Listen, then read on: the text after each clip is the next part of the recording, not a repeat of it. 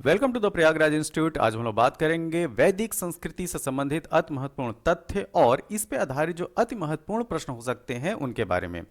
तो सबसे पहले हम लोग जो है जो वैदिक कल्चर है, वैदिक संस्कृति है, उसके बारे में जो कुछ बेसिक इंफॉर्मेशन है उसको डील करेंगे। फिर इसके बाद इन पे जो आधारित जो अति महत्वपूर्ण प्रश्न हो सकते हैं उनके बारे में जानेंगे। और ये जो महत्वपूर्ण प्रश्न होंगे वो एमसीक्यू फॉर्मेट में होंगे और आपके आने वाले एग्जाम के लिए जो ज़्यादा फायदेमंद हो सके उन्हीं प्रश्नों को जो है इसमें समावेश किया गया है। तो ठीक, तो चलिए स्टार्ट करते हैं कुछ बेसिक इन्फॉर्मेशन से। अगर हम वैदिक संस्कृति की बात कर रहे हैं तो सबसे पहले हमें जो है वेदों के बारे में जानना जो है वो बहुत ही आवश्यक है। तो जैसा कि हम जानते हैं कि अगर आपसे पूछा जाए कि वेदों की संख्या कितनी होती है, तो वेदों की संख्या होती है 4। ठीक, तो वेदों की संख्या कितनी होती है? 4। अगर आपसे ये पूछा जाए कि वेदों का संकलन किसने किया था, ठीक है, तो वेदों के संकलन कर्ता का नाम जो है वह है महर्षि कृष्ण द्वैपायन वेद व्यास। ठीक है, तो वेद व्यास जी जो है वो वेदों के संकलन करता है। तो वेदों की संख्या 4 और इनके जो संकलन करता है कौन है? वेद व्यास। अब सबसे प्राचीन वेद अगर आपसे पूछा जाए, ध्यान दीजिएगा, सबसे प्राचीन मतलब कि सबसे पुराना अगर वेद है तो वो है ऋग्वेद। अब ऋग्वेद में मंडल की जो संख्या है वो होती है 10। तो ऋग्वेद में मंडलों की संख्या है 10। और ध्यान दीजिएगा, ऋग्वेद के जो प्राचीनतम मंडल हैं वो 2 से 7 तक हैं। ठीक है, तो 2 से 7 तक जो है ऋग्वेद के जो प्राचीनतम मंडल हैं और जो मंडलों की संख्या है ऋग्वेद में वो है 10। अब हम बात करेंगे कि जो वैदिक आर्य थे, ठीक, तो वैदिक आर्यों की लैंग्वेज क्या थी? तो वैदिक आर्यों की जो भाषा थी वो थी संस्कृत। अब इसी में एक जो बहुत ही इंपॉर्टेंट इंफॉर्मेशन है वो है बोगस कोई अभिलेख। जो बोगस कोई अभिलेख है वो एशिया माइनर से प्राप्त किया गया है। ठीक, और आज की डेट में अगर हम बात करें तो इसकी जो पोजीशन होगी वो तुर्की में होगी। ठीक, तो जो बोगस कोई अभिलेख है उसमें वैदिक देवताओं का उल्लेख है। तो कौन कौन से वैदिक देवताओं का बोगस कोई अभिलेख में उल्लेख है? तो वो है इंद्र, वरुण, मित्र और नासत्य।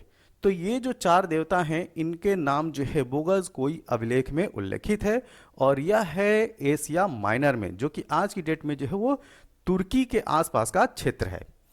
अब ऋग्वैदिक कालीन सबसे महत्वपूर्ण देवता की अगर आपसे बात की जाए तो सबसे महत्वपूर्ण देवता में जो नाम आता है वो इंद्र का आता है। तो ऋग्वैदिक कालीन के सबसे महत्वपूर्ण देवता कौन?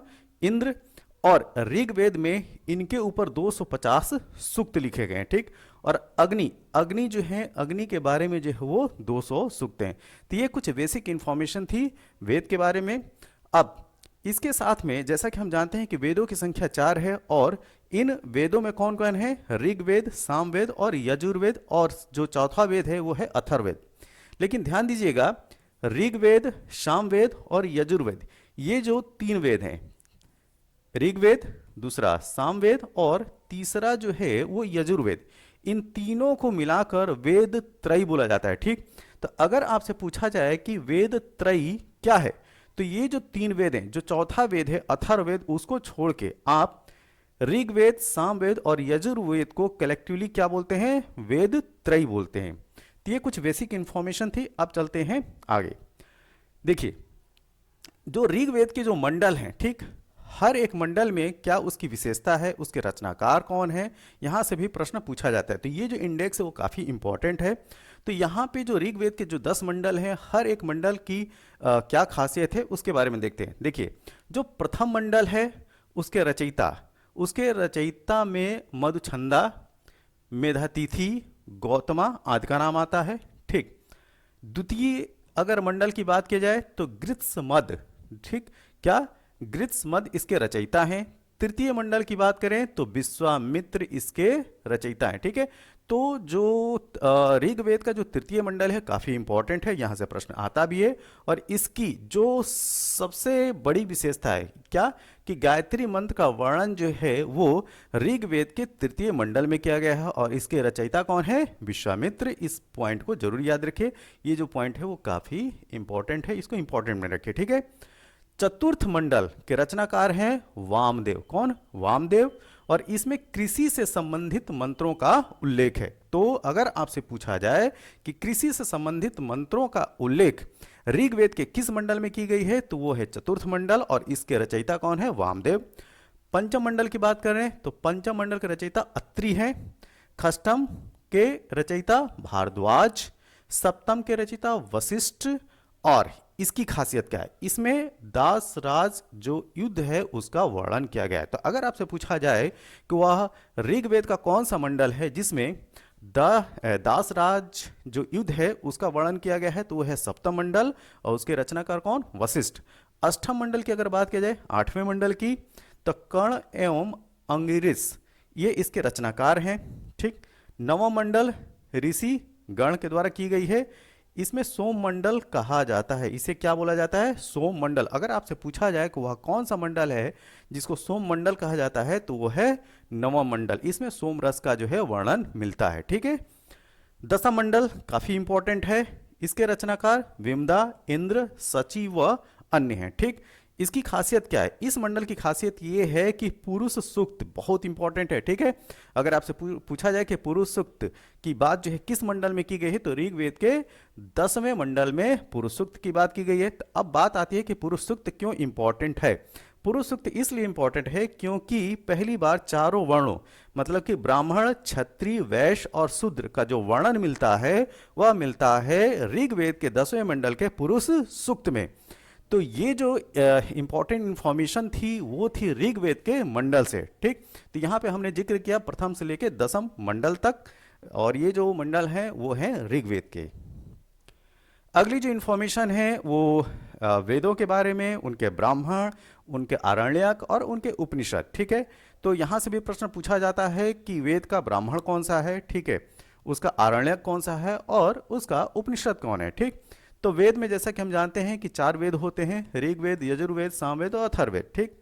ब्राह्मण में अगर आपसे पूछा जाए कि ब्राह्मण क्या होता है, तो इसके ऊपर जो भाष्य लिखा जाता है, मतलब कि ये जो वेद हैं उनके ऊपर जो भाष्य लिखा जाता है या टीका बोल लीजिए, ठीक, तो वो जो है वो ब्राह्मण कहलाते हैं, ब्राह्मण ग्रंथ कहलाते हैं। अब आरण्यक क्या है, ब्राह्मण ग्रंथों के जो परिशिष्ट हैं, ठीक, तो ब्राह्मण ग्रंथों के परिशिष्ट जिनकी रचना जो है वनों में की गई है, जंगलों में की गई है, वो जो है वो आरण्यक हैं, ठीक है। तो ये जो है वो ब्राह्मण ग्रंथों के परिशिष्ट हैं, इनकी रचना कहाँ पे की गई है, जंगल में की गई, वनों में की गई है। और जैसा कि हम जानते हैं कि जो जंगल या जो वन होते हैं उनको आरण्यक भी बोला जाता है। तो हर एक वेद ग्रंथ का आपको जो ब्राह्मण आरण्यक मिलेंगे। अब बात करते हैं उपनिषद, ठीक। आरण्यक का जो विशिष्ट भाग होता है, ठीक, और ये जो उपनिषद होता है, आरण्यक के जो स्पेसिफिक जो पार्ट होते हैं, विशिष्ट पार्ट होते हैं, ठीक। और ये भारतीय दर्शन जो इंडियन फिलॉसफी है, ठीक, जो भारतीय दर्शन है उसका प्रमुख स्रोत क्या है, उपनिषद है। इनको जो है वेदांत भी बोला जाता है, ठीक है, क्योंकि वेदों के अंत में आते हैं, तो उपनिषद को वेदांत भी बोला जाता है, ये भी ध्यान रखिए। अब हम बात करेंगे कि जो वेद हैं, ठीक, उनके ब्राह्मण कौन से हैं, आरण्यक कौन से हैं और उपनिषद कौन से हैं, ठीक है।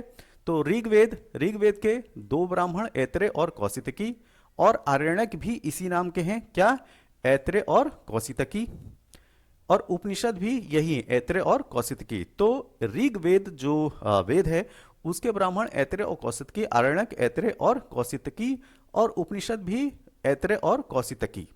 सामवेद की बात करें, तांडव और जैमिनी इसके ब्राह्मण हैं, जैमिनी और छांदोग्यारण्यक जो है इसके आरण्यक हैं, और उपनिषद छांदोग्य और जैमिनी है।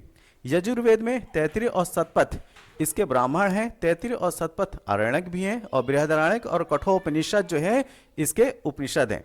अथर्ववेद की बात करें, अथर्ववेद जो है वो चौथा वेद है, ठीक, इसका जो ब्राह्मण है वो है गोपथ, ठीक। तो ध्यान दीजिए जो अथर्ववेद है उसका जो ब्राह्मण है वो है क्या, गोपथ। आरण्यक, अथर्ववेद का कोई आरण्यक नहीं है, और इसके उपनिषद पूछा जाए तो मुंडकोपनिषद और मुंडकोपनिषद, ये दोनों याद रखिएगा। मुंडको उपनिषद अलग है और मांडुक्यो उपनिषद अलग है। ये है मुंडको उपनिषद और ये है मांडुक्यो उपनिषद। तो ये जो डिफरेंस याद रखिएगा। तो एक चीज ध्यान रखने वाली बात है कि अथर्ववेद का कोई भी आरण्यक नहीं है, ठीक। तो ये कुछ इंफॉर्मेशन थी, बेसिक इंफॉर्मेशन थी, जो 4 वेद हैं उनसे संबंधित जो ब्राह्मण है, आरण्यक हैं और उपनिषद हैं। अब हम बात करेंगे वेद और उनके उपवेद। ये अक्सर पूछा जाता है कि ऋग्वेद का उपवेद क्या है, अथर्ववेद का उपवेद क्या है, सामवेद का उपवेद क्या है, ठीक। तो इसके बारे में जानकारी लेते हैं। ऋग्वेद का जो उपवेद है वो है आयुर्वेद, और इसका जो पुरोहित होता है उसको हम होता बोलते हैं। तो ऋग्वेद का पुरोहित होता के नाम से जाना जाता है, जिसको ऋत्विक भी बोला जाता है। ठीक है। संकलन, अगर संकलन की बात करें तो इसमें जो है ऋचाओं का संकलन किया गया है। ठीक है। तो ऋग्वेद में आपको ऋचाओं का संकलन मिलेगा, इसका पुरोहित होता है, और इसका उपवेद आयुर्वेद है। यजुर्वेद की अगर हम बात करें तो यजुर्वेद का उपवेद है धनुर्वेद और अथर्वयु। ठीक, इसका पुरोहित है या ये कहे ऋत्विक है। और इसमें आपको क्या मिलेगा, तो यजुर्वेद में स्पेशली आपको यज्ञ कर्म से संबंधित सूक्त मिलेंगे। ठीक, तो अगर आपसे पूछा जाए कि यज्ञ कर्म कांड से संबंधित जो सूक्त हैं वह किस वेद में है, तो वो है यजुर्वेद में। इसका पुरोहित अथर्वयु है और उपवेद धनुर्वेद है। सामवेद की बात करें, इसका उपवेद गंधर्व वेद है, और इसका जो पुरोहित मिलेगा वो है उद्गाता। क्या? उद्गाता, या ऋत्विक क्या है? उद्गाता है। इसकी क्या खासियत है, इसमें गीतों का संकलन प्राप्त होगा। ठीक है। और एक चीज और याद रखिएगा, जो संगीत में जो 7 सुर होते हैं, ठीक, सा रे गा मा पा धा नीशा, ठीक है, तो ये जो 7 सुर होते हैं उनका भी जिक्र साम वेद में ही किया गया है। ठीक। अथर्ववेद की बात करें, अथर्ववेद का उपवेद है शिल्प वेद। क्या? अथर्ववेद का उपवेद शिल्प वेद, और इसका जो पुरोहित है ये है ब्रह्मा। ठीक, तो ऋत्विक या पुरोहित जो है वो ब्रह्मा है अथर्ववेद के। और इसकी क्या खासियत है, इसमें तंत्र मंत्र और रोग निवारक उपाय बताए गए हैं। ठीक, तो रोग निवारक उपाय और तंत्र मंत्र की जो बात की गई है वो है अथर्ववेद में। अब हम बात करेंगे कि जैसा कि हम जानते हैं कि 4 आश्रमों की बात की जाती है। ठीक है। तो 4 आश्रम में ब्रह्मचर्य, गृहस्थ आश्रम, गृहस्थ के बाद वानप्रस्थ, और अंतिम जो चौथा जो आश्रम होता है वो वानप्रस्थ संन्यास होता है। ठीक है। तो ये जो 4 आश्रमों का जो उल्लेख मिलता है वो मिलता है जबालोपनिषद में। ठीक है। तो जबालोपनिषद में आपको चारों आश्रमों का जो है उल्लेख मिलता है। तो वो आश्रम कौन से हैं? ब्रह्मचर्य, गृहस्थ, वानप्रस्थ और संन्यास। ठीक। अब ये जो है थोड़ा डिटेल में है कि हर एक वेद की ब्रांचेस क्या हैं, ठीक, उनके ब्राह्मण, अरण्यक, ठीक, और उपनिषद क्या है, और साथ में उनकी खासियत क्या है। तो यहाँ पे जो पहला वेद है वो ऋग्वेद है, इसकी कोई ब्रांच नहीं है, ऋग्वेद की कोई ब्रांच नहीं है। ठीक, लेकिन इसके जो ब्राह्मण हैं, ब्राह्मण हम लोग जिक्र भी कर चुके हैं पिछली स्लाइड में, इसके 2 ब्राह्मण हैं, ऐतिर और कौशितकी। इसको जरूर याद रखिए, कौशितकी को शंखायन भी बोला जाता है। ठीक, क्या बोला जाता है? शंखायन। आरण्यक की बात करें तो ऐतिर और कौशितकी इसके 2 आरण्यक हैं, और उपनिषद ऐतिर और कौशितकी इसके 2 उपनिषद हैं। अब विशेषता की अगर हम बात करें तो विशेषता क्या है? ऐतिर ब्राह्मण में राजसूय यज्ञ एवं सतयुग, त्रेता, द्वापर, कलयुग का वर्णन किया गया है। तो जो 4 युग हैं, अगर आपसे पूछा जाए कि 4 युगों का वर्णन जो है किस वेद में किया गया है, तो वो है ऋग्वेद। अब हम बात करेंगे यजुर्वेद की। यजुर्वेद की जो है 2 ब्रांचेज हैं, एक है कृष्ण यजुर्वेद, ठीक है, और दूसरा है शुक्ल यजुर्वेद। जो कृष्ण यजुर्वेद है वो काठक भी कहलाता है। ठीक, इसमें अन्य ब्रांचेज हैं काठक, कपिस्थल, मैत्रायणी, तैतरी। ठीक, ये बहुत इंपॉर्टेंट है, अगर आपसे डीप क्वेश्चन पूछ ले तो यहां तक भी क्वेश्चन जो है वो पूछा जा सकता है। ठीक, तो यजुर्वेद में कृष्ण यजुर्वेद, इसकी जो ब्रांचेज हैं काठक, कपिस्थल, मैत्रायणी और तैतरी। ठीक, अब इसका जो ब्राह्मण है तैतरी ब्राह्मण है। आरण्यक किसके 2 हैं, तैतरी और मैत्रायणी। अगर हम उपनिषदों की बात करें तो तैतरी, मैत्रायणी, श्वेताश्वर और कठो उपनिषद, ठीक, वो जो है वो कृष्ण यजुर्वेद की जो शाखा है कृष्ण यजुर्वेद, उसके क्या है? उपनिषद हैं। ठीक, अब इसकी हम लोग खासियत जानते हैं। तमसो माह ज्योतिर्मय, ठीक, कथन जो है बृहदारण्यक उपनिषद से लिया गया है, और बृहदारण्यक जो उपनिषद है वो शुक्ल यजुर्वेद में थे। तो ये जो विशेषता है, पहले हम लोग जो शुक्ल यजुर्वेद है उसको भी जान लेते हैं। ठीक, तब हम इसकी विशेषता पाएंगे। देखिए, शुक्ल यजुर्वेद की जो ब्रांचेज हैं उसमें कर्ण और माध्यन्दिन, ठीक, कर्ण और मानधेदीन, इसको वाजसेनेयी संहिता भी बोलते हैं। ठीक है, तो शुक्ल यजुर्वेद जो है वाजसेनेयी संहिता भी बोला जाता है, और यूपीपीएससी प्रीलिम्स में यह क्वेश्चन पूछा जा चुका है। ठीक, कि वाजसेनेयी संहिता जो है वह किस वेद की शाखा है, तो आप क्या बताएंगे, यजुर्वेद। इसके ब्राह्मण की बात करें तो इसका ब्राह्मण जो है शतपथ है। आरण्यक, बृहदारण्यक जो है इसका आरण्यक है। उपनिषद, ईशोपनिषद और बृहदारण्यक जो है इसके उपनिषद हैं। अब ये जो सारी जो इन्फॉर्मेशन, ये जो 5 जो इन्फॉर्मेशन दी गई है वो यजुर्वेद की ही है। ठीक है, तो इसमें तमसोमय ज्योतिर्मय कथन जो है बृहदारण्यक उपनिषद से लिया गया है, जो कि यजुर्वेद के शुक्ल यजुर्वेद का क्या है, आरण्यक है। ठीक, तो बृहदारण्यक जो है वो शुक्ल यजुर्वेद का क्या है, आरण्यक है, यहाँ पे आप देख सकते हैं। तो अगर आपसे पूछा जाए कि तमसोमय ज्योतिर्मय का जो कॉन्सेप्ट है वो कहाँ से लिया गया है, यह जो कथन है वो बृहदारण्यक उपनिषद से लिया गया है। शतपथ ब्राह्मण में याज्ञवल्क्य और मैत्री संवाद, ठीक है, जल प्लावन की कथा और विदेह माधव की कथा का वर्णन है, और इसके साथ में पूर्वा और उर्वशी आख्यान का उल्लेख है। ठीक, तो अगर आपसे पूछा जाए कि शतपथ ब्राह्मण में आपको क्या क्या मिलेगा, तो याज्ञवल्क्य और मैत्री का डायलॉग मिलेगा, संवाद मिलेगा। जल प्लावन की कथा का वर्णन जो है आपको शतपथ ब्राह्मण में ही मिलेगा। इसके साथ में विदेह माधव की कथा और परूर्वा और उर्वशी का आख्यान का उल्लेख भी आपको शतपथ ब्राह्मण में ही मिलेगा। और जो शतपथ ब्राह्मण है वह जो है वह यजुर्वेद में शुक्ल यजुर्वेद का ब्राह्मण है। अब चलते हैं अगला पॉइंट, जो बृहदारण्यक उपनिषद है उसमें याज्ञवल्क्य और गार्गी का संवाद है। ठीक है, तो बृहदारण्यक के जो उपनिषद है उसी में याज्ञवल्क्य और गार्गी का संवाद भी आपको देखने को मिलेगा। कठोपनिषद, ठीक, जो कठोपनिषद है वह यजुर्वेद के कृष्ण यजुर्वेद का क्या है, उपनिषद है। तो कठोपनिषद में यम और नचिकेता संवाद का भी वर्णन मिलेगा।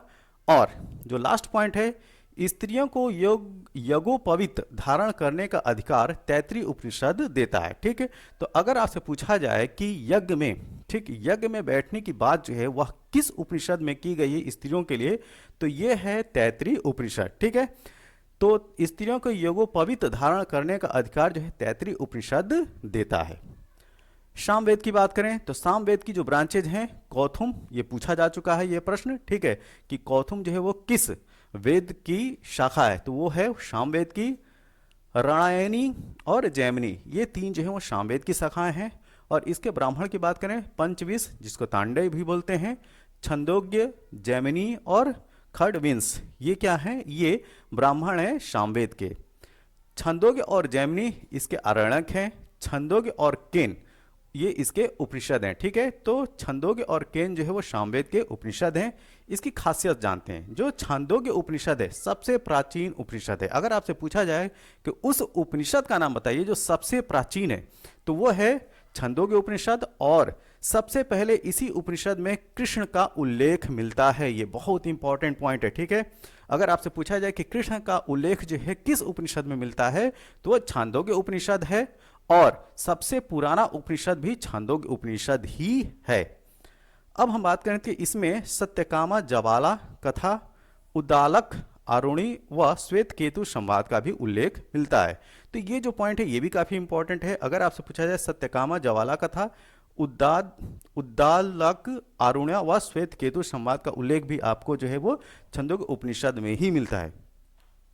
ब्रह्मचर्य, गृहस्थ एवं वानप्रस्थ नामक 3 आश्रमों का उल्लेख छंदोग्य उपनिषद में मिलता है। ठीक, अगर देखिए यहाँ पे ध्यान देने वाली बात है, अगर 3 आश्रम की बात किया जाए, ठीक, संन्यास की बात ना किया जाए, ब्रह्मचर्य, गृहस्थ और वानप्रस्थ, इन 3 आश्रमों की अगर बात की जाए तो इसका जिक्र मिलेगा किसमें, ये जिक्र मिलेगा आपको छंदोग्य उपनिषद में। ठीक, लेकिन इन चारों आश्रमों की अगर बात किया जाए, ठीक, कौन सा, ब्रह्मचर्य, गृहस्थ, वानप्रस्थ और संन्यास, चारों आश्रमों का जो जिक्र मिलेगा वो जवालो उपनिषद में मिलेगा। तो ये डिफरेंस याद रखें, 3 आश्रम का उल्लेख जो है वो छंदोग्य उपनिषद में, जबकि चारों आश्रमों का जो उल्लेख है वह मिलेगा जवालो उपनिषद में।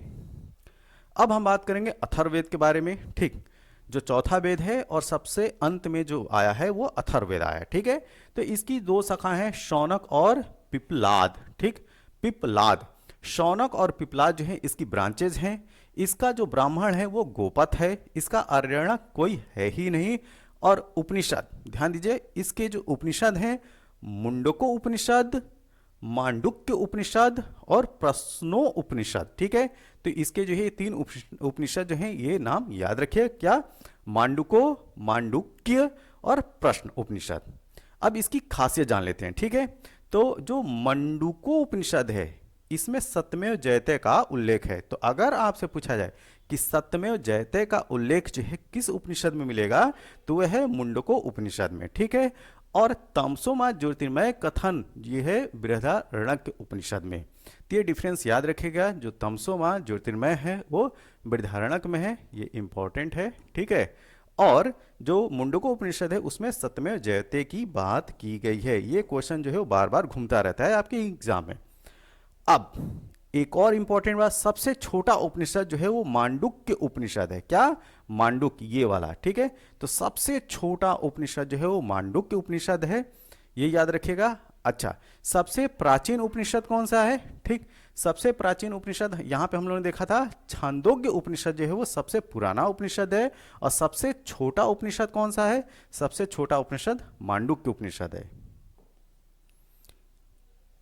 कभी कभी प्रश्न आता है जो वैदिक कालीन जो नदियां हैं उनके बारे में। ठीक है, तो जो वैदिक कालीन नदियां हैं उनके बारे में थोड़ी सी जानकारी ले लेते हैं, और आज की डेट में ये जो नदियां हैं वो किस नाम से जानी जाती हैं उसके बारे में जानेंगे। ठीक है, तो इधर जो है वो प्राचीन नाम दिया हुआ है और इधर जो है वो आधुनिक नाम दिया हुआ है। ठीक है, तो क्रुमु, जिसको आज की डेट में जो कुर्रम बोलते हैं, वितस्ता, आज की डेट में इसको झेलम नाम से जाना जाता है, परुष्णी, ये है रावी नदी जहाँ पे दशराग्य युद्ध हुआ था, विपाशा, आज की डेट में ये जो है व्यास नदी के नाम से जानी जाती है, दृश्यद्वती, ये है घग्घर, सुवास्तु, ये है स्वात नदी जो अफगानिस्तान में बहती है, कुभा, ये है काबुल, आज की डेट में जो कुभा नदी है वो काबुल के नाम से जानती है, ये भी अफगानिस्तान में बहती है, अस्कनी को चिनाब के नाम से जानते हैं, सतुद्री, ये है सतलज नदी, शदानीरा को गंडक बोलते हैं, गोमती, गोमती का नाम आज की डेट में गोमल है, ये भी अफगानिस्तान में बहती है। ठीक है, तो ये जो है इंडिया वाली गोमती नहीं है, ये अफगानिस्तान वाली, ये याद रखिएगा। इसी के साथ में कभी कभी आपसे जो है वेदांग के बारे में पूछा जा रहा है। ठीक है, तो वेदांग मतलब वेदों के अंग। ठीक, तो वेदों के जो है वो 6 अंग बताए गए हैं। कितने? वेदों के अंग जो है वो 6 बताए गए हैं। कौन कौन से? शिक्षा। ठीक, शिक्षा किसका प्रतीक है? अगर पूरे वेद को एक ह्यूमन बॉडी के समतुल्य अगर माना जाए, ठीक, तो उसमें जो शिक्षा है, जो शिक्षा है वो नाक के समतुल्य है। ठीक, तो नाक जो है वो शिक्षा हो गई। निरुक्त, कान हो गया, कान जो है वो निरुक्त हो गया। ज्योतिष, नेत्र हो गया, जो आंख है वो ज्योतिष। कल्प, कल्प क्या हो गया? हाथ, ये जो हाथ है वो कल्प हो गया। व्याकरण की बात करें, मुख, मुख जो है वो क्या हो गया? व्याकरण हो गया। छंद, पांव, ठीक है, छंद जो है वो पांव हो गया। तो ये जो 6 अंग हैं वो वेदों के अंग बताए जाते हैं। कौन कौन से? शिक्षा, निरुक्त, ज्योतिष, कल्प, व्याकरण और छंद। ये कुछ बेसिक इंफॉर्मेशन थी किससे संबंधित? वैदिक काल से संबंधित या वेदों से संबंधित। ठीक है, अब हम बात करेंगे कि इस पे जो आधारित जो अति महत्वपूर्ण प्रश्न हो सकते हैं जो आपके एग्जाम में आ सकते हैं उनके बारे में। तो इसी क्रम में हमारे सामने जो पहला प्रश्न है वह यह है कि निम्नलिखित कथनों पर विचार कीजिए तथा नीचे दिए गए कुट का उपयोग कर सही उत्तर चुनें। यहां पे 2 स्टेटमेंट दिया गया है। स्टेटमेंट 1, ऋग्वेद, ऋग्वेद 1028 संस्करण है। दूसरा, ऋग्वेद को अष्टक भी कहा जाता है। तो यहां पे जो 2 बातें की गई हैं, पहला स्टेटमेंट है कि ऋग्वेद में 1028 संस्करण हैं, ऋग्वेद को अष्टक भी कहा जाता है। तो देखिए ये दोनों बातें सही हैं, तो यहां पे जो हमारा सही उत्तर होगा वो होगा ऑप्शन नंबर सी। अब हम जानेंगे ऋग्वेद में थोड़ा और डिटेल में इसके बारे में। देखिए जो संपूर्ण ऋग्वेद है, जैसा कि हम जानते हैं कि 10 खंडों में विभक्त है जिसे मंडल कहते हैं। ठीक है, तो 10 मंडल का हम लोग जिक्र कर चुके हैं। ऋग्वेद एक अन्य विभाजन अष्टक, अष्टक के रूप में किया गया है, तो इस वजह से ऋग्वेद का अन्य जो नाम है वो अष्टक भी है। अध्याय, अगर ऋग्वेद में अध्यायों की संख्या पूछी जाए तो वो 64 है, 64। वग्र की संख्या पूछा जाए, मतलब अध्याय का ही सब पार्ट, तो वो है 2112। कितना? 2112 जो है वग्र हैं। ऋग्वेद में मंत्रों की संख्या 10,552 है। ठीक है, 10,552 जो है वो मंत्रों की संख्या है। तो ये जो डेटा है वो आपसे पूछे जा सकते हैं। ठीक, अष्टक इसलिए क्योंकि ये 8 है। अध्याय, अगर ऋग्वेद में अध्यायों की संख्या पूछा जाए तो वो है 64। वग्र की संख्या पूछा जाए तो 2112 और मंत्रों की संख्या पूछा जाए तो 10,552। अब ऋग्वेद में सूक्तों की संख्या, ठीक है, ध्यान दीजिएगा, यह 2 डेटा आता है। अगर आपके ऑप्शंस में 1028 नहीं है, 1017 है, तो 1017 लगाइएगा। ठीक है, तो ऋग्वेद में सूक्तों की संख्या 1017। अब ये 1028 कैसे हो जाता है? जब इसमें बालखिल या परिशिष्ट को जोड़ दिया जाता है, जिनकी संख्या 11 है। कितनी है? 11। ठीक है, जब इनको जोड़ देते हैं तो 11 प्लस 1017 कर देंगे तो कितना हो जाएगा? ये हो जाएगा 1028। तब सूक्तों की संख्या कुल कितनी हो जाएगी? 1028। तो ये कुछ बेसिक इंफॉर्मेशन थी। अब चलते हैं अगले प्रश्न की तरफ। ऋग्वेद में निम्नलिखित में से किन नदियों का उल्लेख अफगानिस्तान के साथ आर्यों के निकट संबंध का परिचायक है? ठीक है, तो कुल मिलाकर आपको बताना है कि इनमें से कौन सी नदी जो अफगानिस्तान में बहती है या अफगानिस्तान की नदी है। तो कुभा, कुरमू और गोमती, ये 3 जो नदियां हैं वो अफगानिस्तान में बहती हैं। सतलज जो है, सतुद्री जो कि सतलज के नाम से जानी जाती है, वो तो इंडिया में बहती है। तो यहाँ पे जो सही उत्तर होगा 1, 2, 3, ऑप्शन नंबर सी। वैदिक देवता इंद्र के विषय में निम्नलिखित कथनों पर विचार कीजिए तथा नीचे दिए गए कूट से सही उत्तर चुनिए। ठीक है, तो इंद्र जो है वो झंझावत के देवता थे। क्या स्टेटमेंट सही है? जी हाँ, यह स्टेटमेंट सही है। पापियों को दंड देते थे, ये गलत है। नैतिक व्यवस्था के संरक्षक थे, ये भी गलत है। वर्षा के देवता थे, ये सही है। तो 1 और 4 इसका सही उत्तर है। तो यहाँ पे ऑप्शन होगा ऑप्शन नंबर डी। गायत्री मंत्र के नाम से प्रसिद्ध मंत्र सर्वप्रथम किस ग्रंथ में मिलता है? तो ये मिलता है ऋग्वेद, और ऋग्वेद के किस मंडल में? तो तीसरे मंडल में। चारों वेदों में सर्वाधिक प्राचीन जो है ऋग्वेद है, जैसा कि हम पीछे पढ़ चुके हैं। ऋग्वेद अर्थात ऐसा ज्ञान जो ऋचाओं में बद्ध हो। इस वेद में 10 मंडल और 1028 क्या है? सूक्त हैं। इसके तीसरे मंडल में गायत्री मंत्र का उल्लेख मिलता है, जो कि हम ऑलरेडी डिस्कस कर चुके हैं। ऋग्वेद की मूल लिपि, ये है नया फैक्ट, मूल लिपि क्या है? ब्राह्मी लिपि है। ठीक, ना कि देवनागरी लिपि। ध्यान दीजिएगा, ऋग्वेद की मूल लिपि क्या है? ब्राह्मी लिपि। दूसरा, गोत्र शब्द का, ये भी काफी इंपॉर्टेंट पॉइंट है, गोत्र शब्द का सबसे पहले प्रयोग ऋग्वेद में ही मिलता है। ठीक है, तो ऋग्वेद में ही सबसे पहले गोत्र शब्द का प्रयोग मिलता है। इसके 2 से 7 मंडल को वंश मंडल कहा जाता है। क्या? 2 से 7 मंडल वंश मंडल के नाम से जाने जाते हैं। और ऋग्वेद में सर्वाधिक संख्या में मंत्र अग्नि को समर्पित हैं। किसको समर्पित हैं सबसे अधिक मंत्र? अग्नि को। विष्णु का प्राचीनतम उल्लेख ऋग्वेद में हुआ है। ठीक है, तो विष्णु का जो प्राचीनतम उल्लेख मिलता है वो ऋग्वेद में ही मिलता है। ऋग्वेद की मूल लिपि क्या है? अभी हम पढ़ चुके हैं, क्या है? Brahmi, option number D. गोत्र शब्द का प्रयोग सर्वप्रथम कहां हुआ? ऋग्वेद में, ऑप्शन नंबर बी इसका सही उत्तर है। ऋग्वेद किन मंडलों को वंश मंडल के नाम से जाना जाता है? तो ऋग्वेद का द्वितीय से सप्तम मंडल को किस नाम से जानते हैं? वंश मंडल के नाम से जाना जाता है, द्वितीय से सप्तम मंडल, ऑप्शन नंबर बी। ऋग्वेद में सर्वाधिक संख्या में मंत्र संबंधित हैं किससे? अग्नि से। ठीक है, तो अग्नि से सर्वाधिक संख्या में आपको मंत्र देखने को मिलेंगे ऋग्वेद में। विष्णु का प्राचीनतम उल्लेख कहां मिलता है? तो ये मिलता है ऋग्वेद में, ऑप्शन नंबर ए। ऋग्वेद का सर्वाधिक लोकप्रिय छंद कौन सा है? ठीक है, तो ये बहुत ही इंपॉर्टेंट प्रश्न है। ठीक, तो ऋग्वेद का सर्वाधिक लोकप्रिय छंद है त्रिष्टुप। क्या? Trishtup, option number C.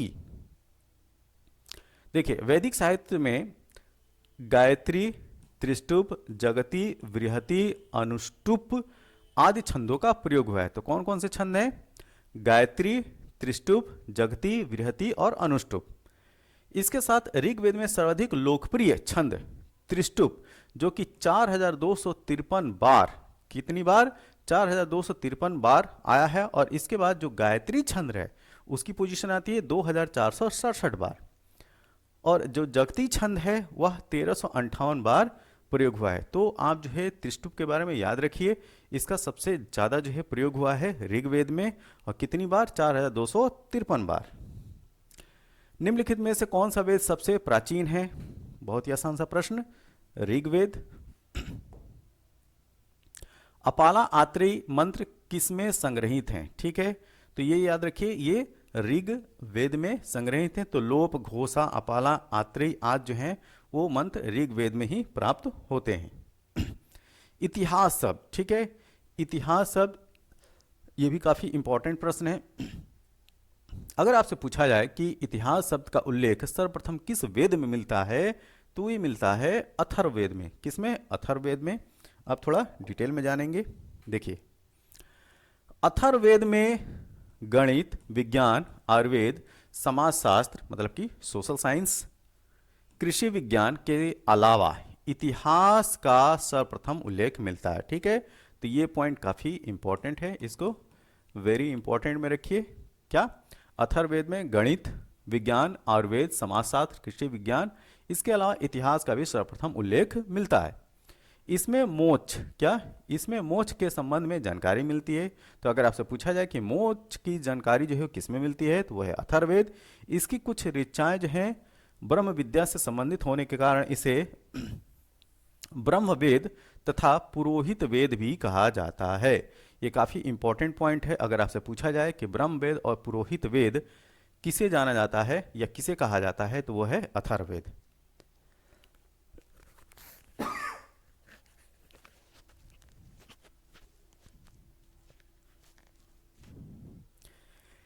इसमें अगर मंत्रों की संख्या पूछा जाए तो इसमें मंत्रों की संख्या है 5977 मंत्र हैं। इसकी रचना अथर्वण और आंगिरस ऋषि के द्वारा की गई है। ठीक है, तो अगर अथर्ववेद में इन मंत्रों की रचनाकार की बात पूछा जाए तो कौन है? अथर्वण और आंगिरस ऋषि। अथर्ववेद में सभा और समिति को प्रजापति, ध्यान दीजिएगा, अथर्ववेद में ही जो है जिक्र हुआ है। अथर्ववेद में सभा और समिति को प्रजापति की 2 पुत्रियां कहा जाता है। अयोध्या, अयोध्या का सर्वप्रथम, ध्यान दीजिएगा, अयोध्या का सर्वप्रथम उल्लेख जो है अथर्ववेद में ही प्राप्त होता है। ठीक है, तो अथर्ववेद में ही अयोध्या का प्रयोग सबसे पहले मिलता है। तो अगर पूछा जाए कि वह कौन सा वेद है जिसमें सबसे पहले अयोध्या का जिक्र होता है, तो वो है अथर्ववेद।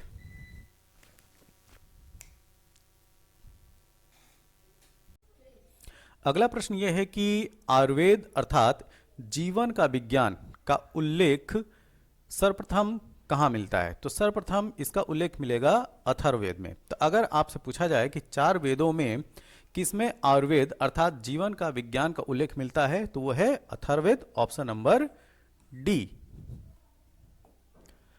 वैदिक साहित्य में सभा और समिति को किस देवता की 2 पुत्रियां कहा गया है? ये प्रश्न जो है वो काफी इंपॉर्टेंट है, इसको जो है वेरी इंपॉर्टेंट में रखिए, ये प्रश्न अक्सर पूछा जाता है। ठीक, तो प्रश्न ये है कि वैदिक साहित्य में सभा और समिति को किस देवता की पुत्रियां कहा गया है? तो ये है प्रजापति। प्रजापति की 2 पुत्रियां कौन? सभा और समिति। और ध्यान दीजिएगा, जो सभा और समिति है, सभा और समिति आज की डेट में हमारे यहाँ जो लोकसभा और राज्यसभा का कॉन्सेप्ट है, ठीक वैसा कॉन्सेप्ट वैदिक साहित्य में, या ये कहा जाए कि वैदिक काल में सभा और समिति थी। ठीक, सभा जो है वो आज के डेट में जो राज्यसभा है उसके समतुल्य थी, जिसमें जो गांव हुआ करता था उसके जो उच्च या जो उम्रदराज के जो लोग होते थे उनका जो है वो ग्रुप हुआ करता था, वो सभा में शामिल होते थे। और समिति जो आम जन सभा हुआ करती थी वो समिति के नाम से जानी जाती थी। तो सभा और समिति को किस देवता की 2 पुत्रियां कहा गया है? तो प्रजापति। अगला प्रश्न यह है कि जिस ग्रंथ में पुरुष मेध का उल्लेख हुआ है वह कौन सा ग्रंथ है? ठीक है, तो यह है शतपथ ब्राह्मण। शतपथ ब्राह्मण में पुरुष मेध का उल्लेख मिलता है। अब हम थोड़ा सा डिटेल में जानेंगे कि शतपथ ब्राह्मण में और क्या क्या चीजें हैं। तो देखिए, शतपथ ब्राह्मण का संबंध यजुर्वेद से है। ठीक, तो अगर आपसे पूछा जाए कि शतपथ ब्राह्मण किस वेद का ब्राह्मण है, तो वो है यजुर्वेद। इसमें सभी ब्राह्मणों में शतपथ ब्राह्मण सबसे बड़ा, ध्यान दीजिएगा, सबसे बड़ा अगर कोई ब्राह्मण है तो वह है शतपथ ब्राह्मण और बहुत ही महत्वपूर्ण है। तो अगर यहाँ पे आपने ये जाना कि सबसे बड़ा जो ब्राह्मण है वो शतपथ ब्राह्मण है, तो सबसे छोटा ब्राह्मण कौन सा है, ठीक, तो ये आप जो है कमेंट बॉक्स में बताइए। इसे लघु वेद की संज्ञा दी गई है, ठीक है। तो अगर आपसे पूछा जाए कि लघु वेद किसे कहते हैं तो शतपथ ब्राह्मण ही है। इसके रचयिता याज्ञवल्क्य वाजसनेय हैं, ठीक, याज्ञवल्क्य वाजसनेय, और इसी में विदेह, ध्यान दीजिए, विदेह माधव की कथा का उल्लेख मिलता है। तो इसके रचयिता याज्ञवल्क्य वाजसनेय और इसी में विदेह माधव कथा का वर्णन मिलेगा। गौतम राहुगण उनके पुरोहित हैं, ठीक, गौतम राहुगण उनके पुरोहित हैं। शतपथ ब्राह्मण में पुरुष मेध यज्ञ जो कि प्रश्न था, ठीक, तो पुरुष मेध यज्ञ का जो उल्लेख है वो शतपथ ब्राह्मण में है। जो संस्कृत भाषा शुद्ध रूप से नहीं बोल पाते थे, ये लाइन काफी इंपॉर्टेंट है, जो संस्कृत भाषा शुद्ध रूप से नहीं बोल पाते थे उनको शतपथ ब्राह्मण में मल्लेच्छ कहा गया है, ठीक। तो मल्लेच्छ जो शब्द है वह उनके लिए प्रयुक्त होता था जो संस्कृत भाषा का शुद्ध रूप से नहीं बोल पाते थे। निम्नलिखित कौन उपनिषद गद्य में लिखा गया है, ठीक है। तो यहाँ पे 4 उपनिषदों में जो बृहदारण्यक है, ठीक, जो बृहदारण्यक उपनिषद है वह गद्य में लिखा गया है। अब थोड़ा सा डिटेल में जानते हैं, ठीक। तो भारतीय दर्शन का मुख्य आधार तथा वैदिक साहित्य का अंतिम वर्ग जो है वो उपनिषद है। इसी वजह से उपनिषदों को वेदांत भी बोला जाता है, ठीक है, जो वेदों के अंत में आए। तो इंडियन फिलॉसफी का जो सोर्स है, जो भारतीय दर्शन का सोर्स है वो उपनिषद है और इनको वेदांत भी बोलते हैं। भारतीय मतलब वैदिक उपनिषदों की जो संख्या है वो 108 है। अगर आपसे पूछा जाए कि जो उपनिषद हैं वो कितने हैं तो उनकी संख्या है 108। इनमें से 2 ऐत्रेय तथा कौशिकी का संबंध ऋग्वेद से है, या ये कह सकते हैं कि ऋग्वेद के जो उपनिषद हैं कौन है, ऐत्रेय और कौशिकी। 2 छंदोग्य और केन, इनका संबंध जो है वो साम वेद से है। तो साम वेद के जो उपनिषद हैं कौन, छांदोग्य और केन। 4 तैत्रीय, कठोपनिषद, श्वेताश्वर उपनिषद और मैत्रायणी उपनिषद का संबंध जो है कृष्ण यजुर्वेद से है। जैसा कि हम जानते हैं कि यजुर्वेद की 2 शाखाएं हैं, एक कृष्ण यजुर्वेद है और एक शुल्क यजुर्वेद है। तो कृष्ण यजुर्वेद में तैत्रीय, कठोपनिषद, श्वेताश्वर उपनिषद और मैत्रायणी उपनिषद, ये जो 4 हैं, ठीक। अब बृहदारण्यक और ईशोपनिषद का संबंध जो है वो शुक्ल यजुर्वेद से। अब यहाँ पे टोटल जो है उपनिषदों का जो उल्लेख किया गया, इनकी संख्या हो गई 13, ठीक है, 13, जिसमें से 3 मुंडक, प्रश्नोपनिषद और मांडुक्य का संबंध अथर्ववेद से। तो ये टोटल जो है वो 13 है। अब इन 13 में से जो 4 हैं कौन, कठोपनिषद, श्वेताश्वरोपनिषद, ईशोपनिषद और मुंडकोपनिषद, ये पूरी तरीके से जो है वो छंदोबद्ध है, मतलब इनमें जो है इनमें छंद के रूप में इनकी रचना की गई है। इसके अलावा जो केन और प्रश्नोपनिषद हैं, कुछ भाग है वो छंदोबद्ध है और कुछ भाग गद्य में लिखे गए हैं।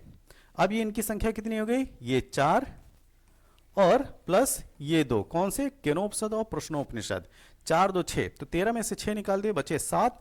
जो 7 उपनिषद हैं, जो शेष 7 उपनिषद हैं वो गद्य शैली में लिखे गए हैं और उन्हीं में बृहदारण्यक एक है, ठीक है। कौन, बृहदारण्यक जो है वो ऐसा उपनिषद है जो कि गद्य में लिखा गया है। अगला प्रश्न, उदालक आरुणि और उनके पुत्र श्वेत केतु के बीच ब्रह्मा एवं आत्मा की अभिन्नता, ठीक है, यहाँ पे अभिन्नता की बात की जा रही है, जिसमें मतलब कि कोई डिफरेंस ना हो, के विषय में प्रसिद्ध वार्तालाप किसमें वर्णित है, ठीक है, ये आपको बताना है। तो ये वर्णन किया गया है छांदोग्य उपनिषद में। तो उदालक आरुणि और उनके पुत्र श्वेत केतु के बीच ब्रह्मा और आत्मा की जो अभिन्नता के विषय में जो प्रसिद्ध जो वार्तालाप है वो छांदोग्य उपनिषद में वर्णित है। और ध्यान दीजिएगा, वासुदेव कृष्ण का भी सर्वप्रथम जो उल्लेख मिलता है वो छंदोग्य उपनिषद में ही मिलता है। तो अगर आपसे पूछा जाए कि वासुदेव कृष्ण का उल्लेख सर्वप्रथम किस उपनिषद में मिलता है तो वह है छांदोग्य उपनिषद। अगला प्रश्न यह है कि सत्यमेव जयते शब्द किस उपनिषद से लिया गया है। ठीक है, तो यह है मुंडको उपनिषद। ठीक, तो सत्यमेव जयते जो है मुंडको उपनिषद से लिया गया है। देखिए, सत्यमेव जयते मुंडको उपनिषद से लिया गया है और इस आदर्श शब्द का उल्लेख भारत के राष्ट्रीय चिन्ह अशोक की लाट जो कि सारनाथ से लिया गया है के साथ किया गया है। और मांडुक्य उपनिषद सबसे छोटा उपनिषद है। ठीक, अगर आपसे पूछा जाए कि सबसे छोटा उपनिषद कौन सा है तो यह है मांडुक्य उपनिषद। अगला, कठोपनिषद में यम और नचिकेता, ये बहुत इंपॉर्टेंट है। ठीक है, कठोपनिषद में यम और नचिकेता का आख्यान तथा छंदोग्य उपनिषद में 3 आश्रमों ब्रह्मचर्य, गृहस्थ, वानप्रस्थ का उल्लेख सर्वप्रथम मिलता है। तो ध्यान दीजिए, जो जबालो उपनिषद है उसमें 4 अवस्थाएं हैं। ठीक, 4 आश्रम हैं, ब्रह्मचर्य, गृहस्थ, वानप्रस्थ और सन्यास, उसका जिक्र है। लेकिन सबसे पहले जो 3 आश्रम हैं, ब्रह्मचर्य, गृहस्थ और वानप्रस्थ, उसका उल्लेख जो मिलता है वो छांदोग्य उपनिषद में मिलता है। लेकिन चारों आश्रमों का जो उल्लेख मिलता है वो मिलता है जबालो उपनिषद में। अगला पॉइंट ये है कि छंदोग्य उपनिषद से ही अद्वैतवाद का सिद्धांत, बहुत इंपॉर्टेंट है, जो अद्वैतवाद की जो फिलॉसफी है वो छंदोग्य उपनिषद से ही है। बुद्ध के 4 आर्य सत्य, महावीर के जियो और जीने दो का सिद्धांत भी छंदोग्य उपनिषद से ही लिया गया है। ठीक, तो जैसा कि हम जानते हैं कि जो भारतीय दर्शन है उसका जो आधार है वो क्या है, वो उपनिषद है, जिनको हम वेदांत के नाम से भी जानते हैं। नचिकेता आख्यान किस उपनिषद में मिलता है? ठीक है, तो ये है कठोपनिषद, ऑप्शन ए। उपनिषद के राजा अश्वपति शासक थे। ठीक, तो ये शासक थे कैकेयी राज्य के। तो यहाँ पे एक लिस्ट दी हुई है, इधर है राज्य और इधर है उस राज्य के राजा का नाम। ठीक है, तो कैकेयी ये प्रश्न था, अश्वपति। काशी के राजा कौन? अजातशत्रु। विदेह के राजा कौन? जनक। ठीक, कुरु के राजा कौन? उद्दालक आरुणि। ठीक, उद्दालक आरुणि जो है वो कुरु के राजा हैं। और पंचाल के प्रवाहण जयबाली। ठीक, तो प्रवाहण जयबाली जो है वो पांचाल के राजा। निम्नलिखित में से कौन उपनिषदों में उल्लिखित पंचाल का दार्शनिक नरेश था? तो अभी हमने पढ़ा प्रवाहण जयबाली। ठीक, ऑप्शन नंबर डी। ऋग्वेद में उल्लिखित यौ शब्द किस कृषि उत्पाद हेतु प्रयुक्त किया गया है? तो यौ मतलब जौ, ऑप्शन नंबर ए। अब थोड़ा सा यहाँ पे जो है डिटेल में जानेंगे जो कृषि से संबंधित जो भी फैक्ट हैं वैदिक कल्चर में। कृषि वैदिक काल में के आर्यों का एक व्यवसाय था, या ये कहा जाए प्रमुख व्यवसाय जो था वो कृषि ही था। ठीक है, शतपथ ब्राह्मण में कृषि की चारों क्रियाओं जैसे कि जुताई, बुआई, कटाई और मड़ाई का उल्लेख हुआ है। किसमें? शतपथ ब्राह्मण में।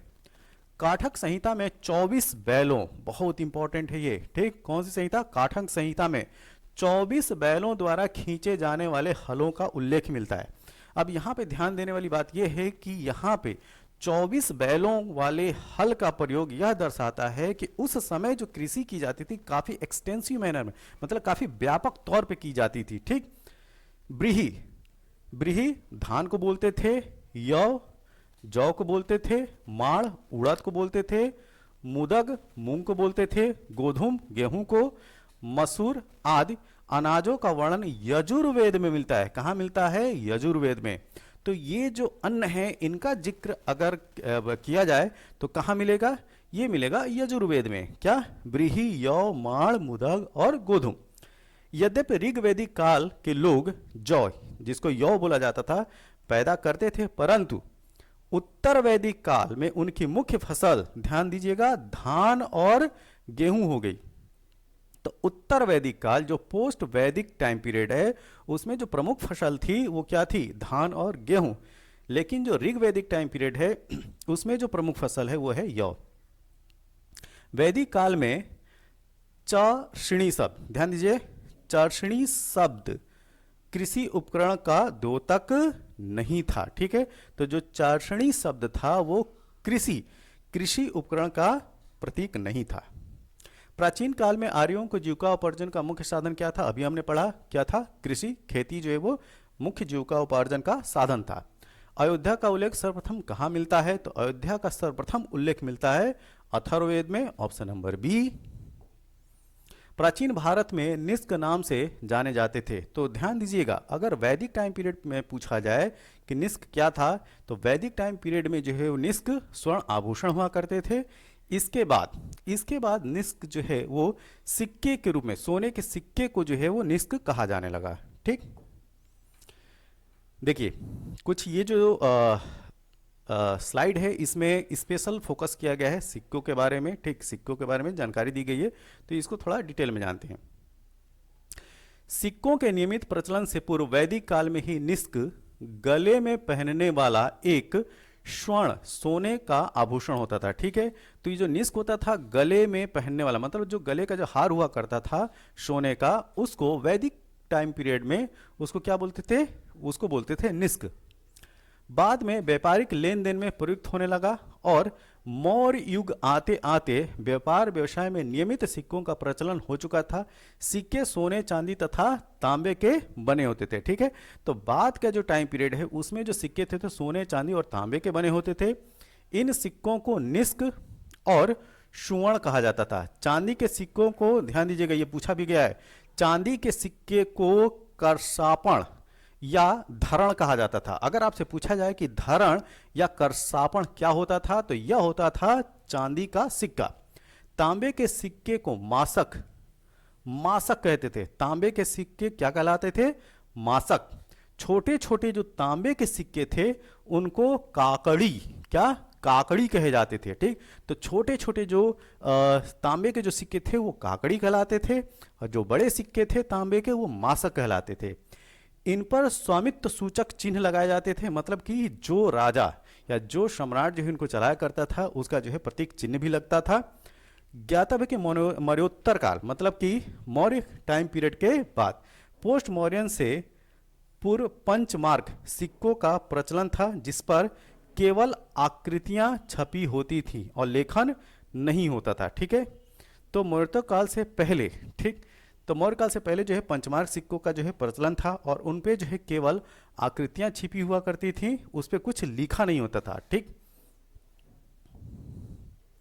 वैदिक काल में किस जानवर को अघन्या माना जाता था? जी ये आसान प्रश्न है, गाय को अघन्या बोलते थे। कौसे शब्द का प्रयोग किया गया है, तो कौसे शब्द का प्रयोग रेशम के लिए किया गया है। किसके लिए किया गया है? रेशम के लिए कौसे शब्द का प्रयोग किया गया है, ऑप्शन नंबर सी। ऋग्वेद में वशिष्ठ को किसके पुरोहित के रूप में प्रस्तुत किया गया है?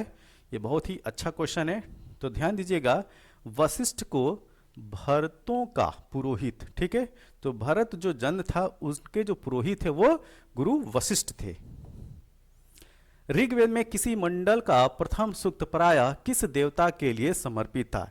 तो ऋग्वेद का जो मंडल का जो प्रथम सूक्त हुआ करता था वो अग्निदेव को समर्पित था। किसको? अग्निदेव को, ऑप्शन नंबर ए। देखिए ऋग्वेद के सभी मंडलों के प्रारंभिक सूक्त प्रायः अग्नि देवता को समर्पित किए गए, क्योंकि अग्निदेव को मनुष्यों और देवताओं, ध्यान दीजिएगा, मनुष्य और देवताओं के मध्यस्थ की भूमिका निभाने का श्रेय जाता था। ठीक, और अगर आपसे पूछा जाए कि मनुष्य मतलब मानव और देवता के बीच में जो इंटरकनेक्ट करते थे देवता, वो थे अग्नि। इसलिए प्रत्येक मंडल के शुरुआत में अग्निदेव की स्तुति होती थी, जिससे मनुष्यों द्वारा की जाने वाली प्रार्थनाएं देवताओं तक पहुंच जाए।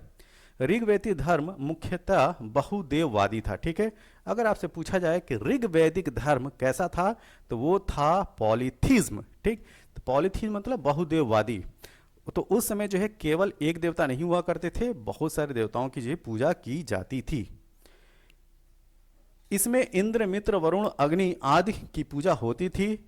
ध्यान दीजिएगा, सौत्रामणी यज्ञ में सूरा की आहुति दी जाती थी। ठीक है, तो अगर आपसे पूछा जाए कि सूरा मतलब कि शराब की जो आहुति है वह किस यज्ञ में दी जाती थी, तो वह है सौत्रामणी। निम्न में से किस नदी को ऋग्वेद में मातेत्मा, देवीत्मा और नदीत्मा संबोधित किया जाता था? तो यह नदी थी सरस्वती। ठीक है, सरस्वती नदी को मातेत्मा, देवीत्मा नदीतमा आदि नामों से संबोधित करते थे।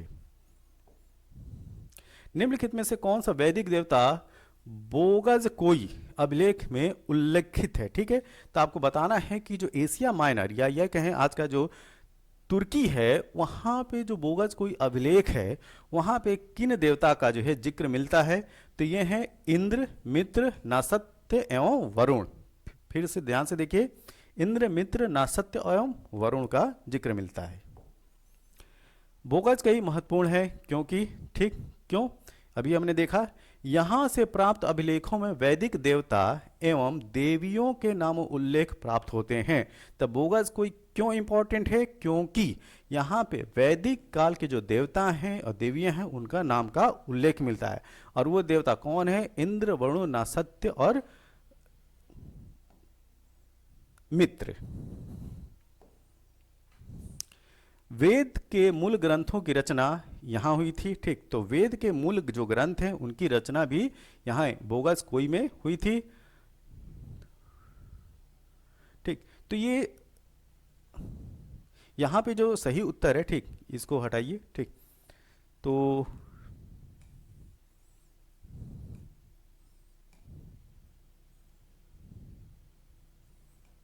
ये जो बोगज कोई जो है महत्वपूर्ण है। क्यों? क्योंकि यहाँ से प्राप्त अभिलेखों में वैदिक देवताओं एवं देवियों का नामोल्लेख प्राप्त होता है।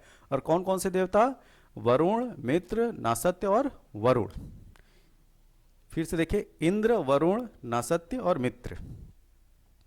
नेक्स्ट, सुलगव यज्ञ किसके लिए किया जाता था? तो सुलगव यज्ञ जो है वो रुद्र के लिए किया जाता था। ठीक, ऑप्शन नंबर सी।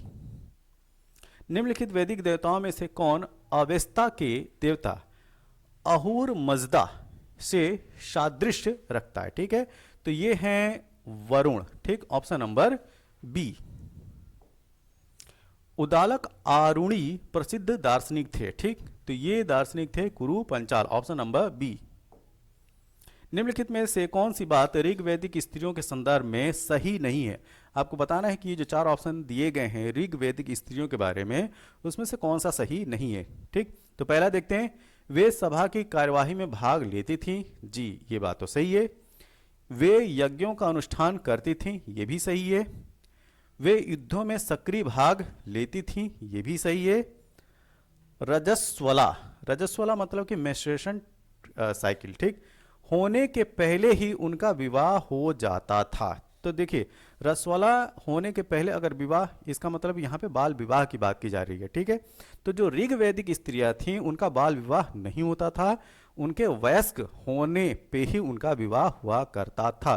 तो यहाँ पे जो 4 ऑप्शन दिए गए हैं, जो गलत ऑप्शन है वो कौन सा है? Option number D. तो प्रश्न के हिसाब से हमारा सही उत्तर क्या हो जाएगा? Option D. अगला प्रश्न है कि प्राचीन समय निम्नलिखित ब्राह्मण परिवारों में से किस परिवार ने समसामयिक शासकों को पराजित किया तथा अपना प्रभुत्व स्थापित किया? ठीक है, तो अंगिरस, अनी, भृगु, पुलस्त्य। तो यहाँ पे जो सही उत्तर है वो है भृगु। ठीक, तो भृगु ने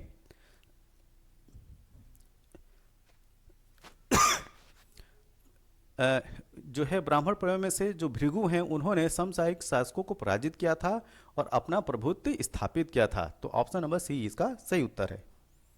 अगला प्रश्न, ऋग्वेद में निम्नलिखित किन नदियों का उल्लेख अफगानिस्तान के साथ आर्यों के संबंध का सूचक है? ठीक है, तो यहाँ पे अश्वनी नहीं है, परुष्णी नहीं है, कुभा और क्रोमो, ठीक, ये दोनों नदियां जो हैं वो अफगानिस्तान में बहती हैं और ये दोनों नदियां जो है वो सूचक हैं। तो यहां पे जो सही उत्तर है ऑप्शन नंबर सी।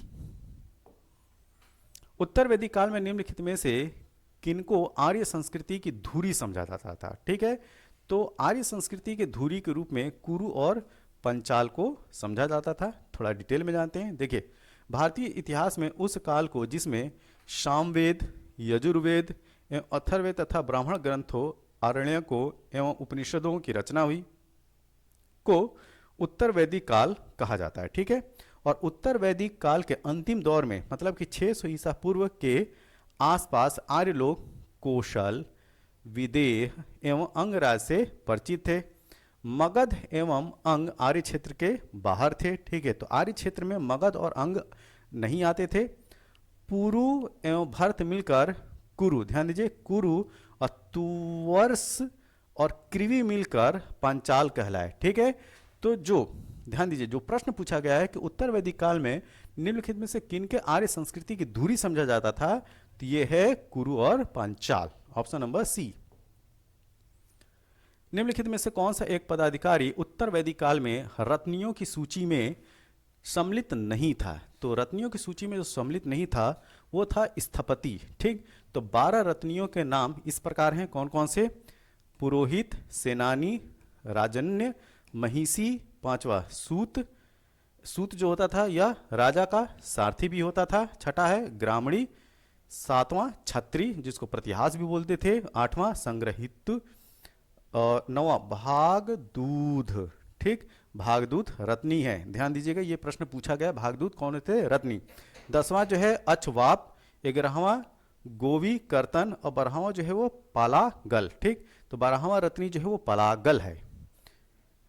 अगला प्रश्न, निम्नलिखित में से किसने ऋग्वेद में वर्णित दशराज युद्ध में भाग नहीं लिया था? ठीक, तो यहाँ पे जो 4 ऑप्शन दिए गए हैं उसमें आपको ये बताना है कि कौन जो है दशराज युद्ध में भाग नहीं लिया था। ठीक है, तो तुर्वर्स इसने भी भाग लिया था, पक्त ने भी भाग लिया था, विषाणीन ने भी भाग लिया था, जिसने भाग नहीं लिया था तो वो था गंधारी, ऑप्शन नंबर डी। ठीक है, तो थोड़ी सी जानकारी लेते हैं जो दशराज युद्ध था। देखिए, जो दशराज युद्ध था उनमें सुदास के विरुद्ध, ठीक है, सुदास के अगेंस्ट में भाग लेने वाले राजाओं का नाम ऋग्वेद के अनुसार निम्नलिखित थे। तो सुदास के खिलाफ जिन्होंने लड़ाई लड़ी थी उनमें थे पुरु, यदु, तुर्वर्स, अनु, दुष्य, अनिल, पक्त, भलानस, विषाणी और शिव। ठीक, दशराज युद्ध में भाग लेने वाले ये राजा थे। ठीक, इसके साथ में अगर बात करें, यह जो लड़ाई लड़ी गई थी वो परुष्णी नदी, ठीक, जो कि आज की डेट में रावी नदी के नाम से जानी जाती है, वहां पे ये युद्ध लड़ा गया था। निम्नलिखित में से कौन वेदांग ज्योतिष के लेखक के रूप में विख्यात हैं या ख्यात हैं? ठीक है, तो लगध मुनि, क्या लगध मुनि को श्रेय जाता है वेदांग ज्योतिष के लेखक के रूप में। निम्नलिखित ग्रंथों में से प्रमुखतः किसमें यज्ञ वेदियों के निर्माण का विवरण मिलता है? तो यहां पे आपको बताना है कि जो यज्ञ वेदिकाएं थी, ठीक, यज्ञ वेदियां जो थी उसका निर्माण का जो विवरण है वह किस सूत्र में मिलता है? ठीक, या किस ग्रंथ में मिलता है? तो जो शुल्व सूत्र है, ठीक, उसमें जिक्र आता है यज्ञ वेदियों के निर्माण के बारे में। अब जानेंगे डिटेल में इसके बारे में। ठीक, देखिए, कल्प सूत्र मुख्यतः 4 प्रकार के होते हैं। कल्प सूत्रों की संख्या जो है वो 4 प्रकार है, स्रोत सूत्र, गृह सूत्र, धर्म सूत्र और शुल्व सूत्र। ध्यान से देखिए, पहला क्या? स्रोत सूत्र, दूसरा है गृह सूत्र, तीसरा है धर्म सूत्र और चौथा है शुल्व सूत्र। इनका विवरण निम्न है, मतलब कि डिटेल में जानते हैं। जो स्रोत सूत्र से तात्पर्य है श्रुति अथवा वेदों से संबंधित यज्ञ भाग हैं, ठीक है, और वेदों में वर्णित यज्ञ भागों को क्रमबद्ध विवरण हमें स्रोत सूत्रों में मिलता है। ठीक, तो स्रोत सूत्र क्या जानकारी देता है? यह वह जानकारी देता है कि यज्ञ भाग से संबंधित है, और वेदों में वर्णित यज्ञ भागों को क्रमबद्ध जो विवरण मिलेगा वो आपको मिलेगा स्रोत सूत्र में। ठीक, उनके अध्ययन से हम उस काल की धार्मिक रूढ़ियों एवं परंपराओं का ज्ञान प्राप्त कर सकते हैं। किससे? स्रोत सूत्रों से। अब बात करें गृह सूत्र, तो जैसा नाम है गृह सूत्र, तो इसमें गृहस्थ आश्रम के बारे में बताया गया। ठीक है, तो गृह सूत्र में गृहस्थ आश्रम से संबंधित धार्मिक अनुष्ठानों तथा कर्तव्यों का वर्णन मिलता है। तो अगर आपसे पूछा जाए कि गृहस्थ आश्रम में धार्मिक अनुष्ठानों और कर्तव्यों का जिक्र किसमें मिलता है, तो वह है गृह सूत्र। गृहस्थ आश्रम के संस्कारों, यज्ञों आदि का विस्तार पूर्वक वर्णन इसमें प्राप्त होता है। ठीक है, तो गृहस्थ आश्रम के संस्कारों का जो वर्णन मिलेगा आपको गृह सूत्र में मिलेगा। धर्म सूत्र में क्या होगा? ठीक, धर्म सूत्र में सामाजिक नियमों तथा आचार विचारों का विस्तार पूर्वक वर्णन हुआ है। अब आया शुल्व सूत्र, जो आपके प्रश्न में पूछा गया था। तो शुल्व सूत्र में क्या है? शुल्व, शुल्व का अर्थ होता है नापने की डोरी। ध्यान दीजिए, अगर आपसे पूछा जाए कि शुल्व का यहाँ पे मतलब क्या है, तो नापने की जो डोरी होती है उसको शुल्व बोलते हैं।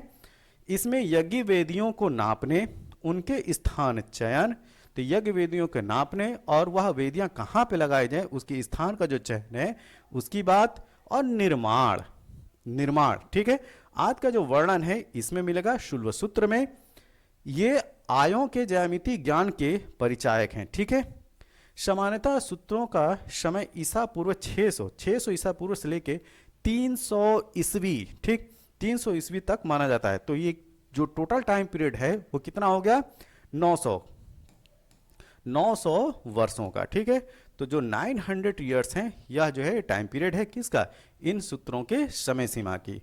तो जो आर्य लोग हैं, जो आर्य हैं उनको जो ज्यामिति ज्ञान, जो ज्योमेट्रिकल नॉलेज है उसके बारे में भी अगर जानकारी की बात किया जाए तो वह कहाँ से प्राप्त हो रही है, शूल सूत्र, क्योंकि इसी में नापने की, ठीक, जो प्रक्रिया है वो इसी में जो है वो जिक्र किया गया है।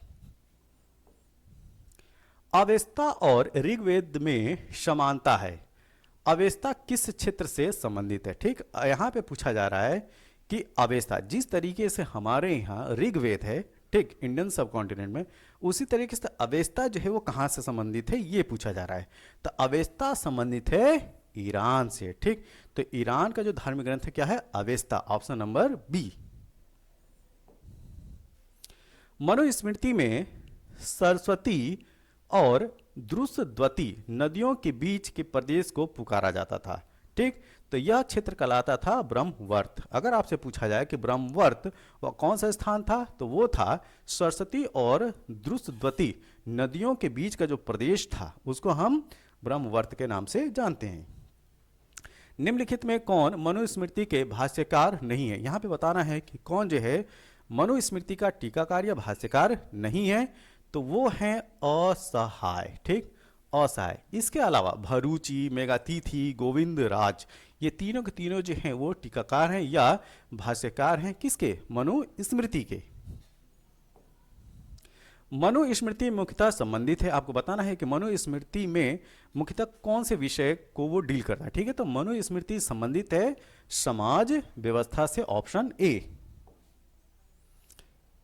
इस वीडियो का अंतिम प्रश्न यह है कि भारोपीय भाषा परिवार की प्राचीनतम भाषा कौन सी है, ठीक है। तो जो भारोपीय इंडो यूरोपियन लैंग्वेज है उसकी ओल्डेस्ट लैंग्वेज पूछा जा रहा है। तो इसकी जो प्राचीनतम भाषा है वो है संस्कृत, ऑप्शन नंबर डी।